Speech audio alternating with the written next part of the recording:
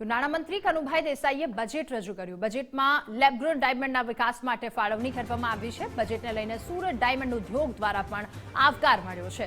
બજેટમાં centre for એક્સલન્સની સ્થાપનાની જાહેરાત કરવામાં આવી. તો આગામી વર્ષ માટે કુલ 7 કરોડના રકમની જોગવાઈ કરાઈ છે. ગુજરાત સરકારની આ પહેલને ડાયમંડ ઉદ્યોગનો પણ આવકાર મળ્યો છે.